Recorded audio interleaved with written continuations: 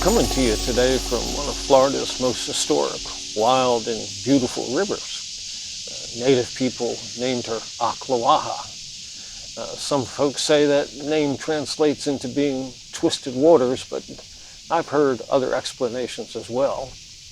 One thing for certain, if you could fly like a hawk or an eagle on thermal air currents high above this river with your yellow eyes piercing in rapture below this beautiful river, you might understand how it got that name, because it snakes and twists its way through the wilderness.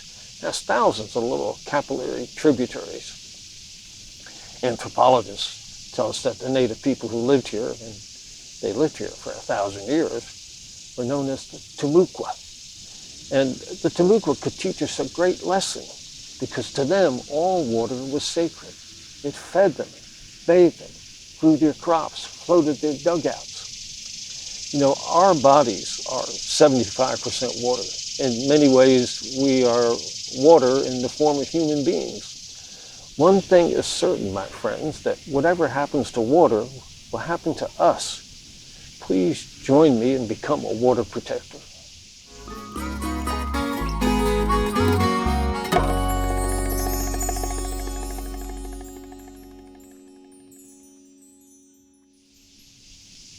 So let's get started. You might ask, where do we begin? Well, my friends, it actually starts with our children. That's really what this is all about, our children and our grandchildren, because if we don't teach them anything about the environment, they won't grow up wanting to protect it. So I would like you to come along with me now, and I want to share with you an idea of how we can educate our children and make them more aware of our beautiful environment. Ocklawaha, it's a tutney. You can find her with Lakuchi. Apalachicola, Wakala, Wasisasilla. Kulusahatchee, Kisambi. Ocklawni, Choctahatchee. Ekalahatchee and the Swanee are singing the lullaby of the river.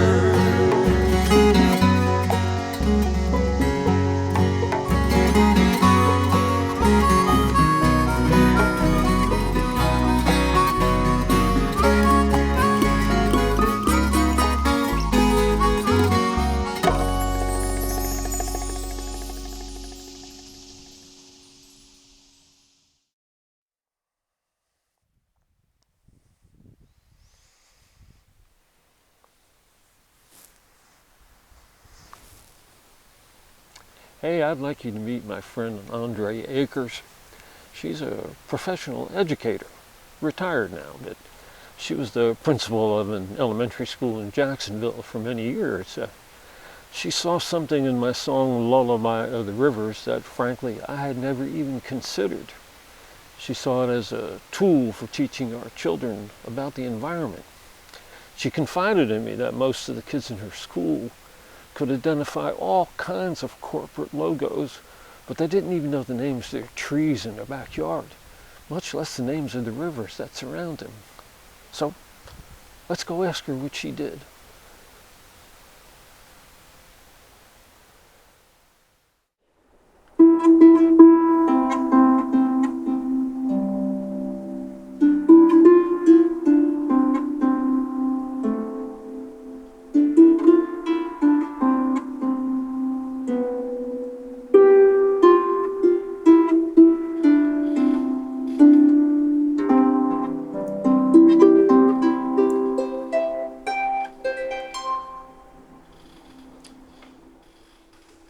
Hello, I'm Andre Akers.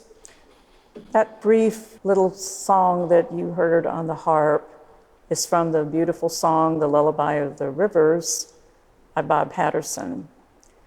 When I first heard that song, I wanted to do something to bring that love of the rivers to my students while I was principal at an elementary school in Jacksonville. So I took the song and the 14 rivers and developed a school-wide year-long program centered around the 14 rivers mentioned in the song. The year started out with teachers drawing their names so they could adopt a river to study for the year. I wanted my children to have an opportunity to have an understanding of the environment that we live in Florida, how important the rivers are to our environment. But if they didn't know about these beautiful rivers and about the flora and the fauna and how they all work together to provide us with this beautiful place we call Florida, how could they be good stewards of our environment? So we studied the rivers and all of the impacts surrounding the rivers. We studied the statistics of the river. We studied the mammals of the rivers, the history of the rivers. Students learned many songs about many different rivers. And they learned through that to have an appreciation for our ability to take care and protect our very precious environment, very highly correlated to the Sunshine State standards, primarily under the science areas of the Sunshine State standards. And at the end of the year, we were fortunate enough to have the wonderful Bob Patterson come to our school and perform his song, The Lullaby of the Rivers, while the students who had learned the song sang along with him. I hope that you will consider this program based on the Lullaby of the Rivers. Thank you.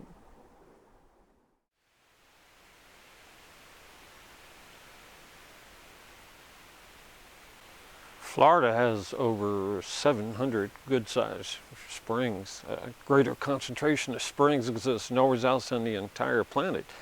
I guess if you count little springs like this Sweet Springs over my left shoulder here, it's probably more like 1,000. The issue with our springs now is all of them are producing volume flows much lower than normal, 30–40% below normal. This creates problems for the water. There's not enough force coming out of the ground with these springs to clear out algae. And algae is becoming a serious problem with water in Florida. You have to realize that everybody's tapping into the aquifer now. And Florida has 300,000 people a year moving to the state. Water's becoming a critical issue. You must join me. Please, let's become water protectors.